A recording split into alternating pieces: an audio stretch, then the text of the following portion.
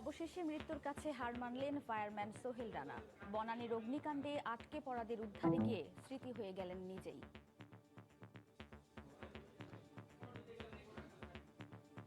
আমাদের পরিবারটা ওনার উপরে সবচেয়ে ডিফেন্স করতো, একমাত্র সম্বল আমার ভাই ছিল। সে সর্বোপরি সে একজন পরোপকারী ছেলে ছিল। একটা ৩-৪ ঘন্টা কাজ করার পরও হাসি নিয়ে দাঁড়াতো। এর দিকে তাকালে আমরা সবসময় একটা উৎসাহ পেতাম। দেখছিলেন প্রধান শিরোনাম। দুপুরের সময় সঙ্গে আছি আমি ওয়াহিদা স্বপ্না এবং আমি তাহিয়া রুবাইয়াত অপলা। হাল ছিল না বাংলাদেশ, জিপিএইচ ইস্পাত দৃঢ়তার প্রতিশ্রুতি। এবার অন্যান্য শীর্ষ সংবাদ।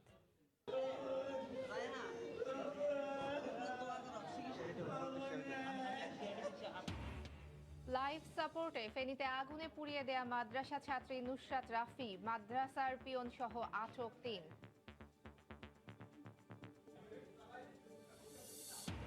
মালয়েশিয়ায় শ্রমিকবাহী বাস খাদে পড়ে ৫ বাংলাদেশি সহ নিহত ১১, আহত আরও ৩৩, স্বজনদের আহাজারি। চট্টগ্রাম বিশ্ববিদ্যালয়ে ছাত্রলীগ পুলিশ সংঘর্ষের জেরে বন্ধ শাটল ট্রেন, ক্যাম্পাসের পরিস্থিতি থমথমে। বরিশালে ভিসির পদত্যাগ দাবিতে সড়ক অবরোধ। মশায় অতিষ্ঠ রাজধানীবাসী, বর্ষা মৌসুমে ডেঙ্গু চিকুনগুনিয়া ছড়িয়ে পড়ার আশঙ্কা। লোকবল সংকট সহ নানা সমস্যার দোহাই সিটি কর্পোরেশনের। এবং শতবর্ষী গাছ রেখে যশোর বেনাপোল সড়ক নির্মাণ হলেও কাটা পড়েছে শেকড়, উপড়ে পড়ে জানমাল ক্ষতির আশঙ্কা। গাছ রক্ষার তাগিদ পরিবেশবাদীদের।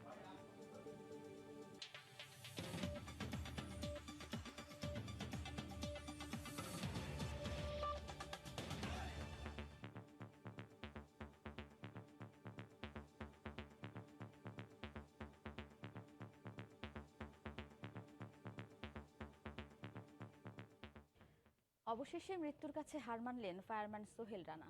বনানীর এফআর টাওয়ারে অগ্নিকাণ্ডে আটকে পড়াদের উদ্ধারে গিয়ে নিজেই হারিয়ে গেলেন এই পৃথিবী থেকে।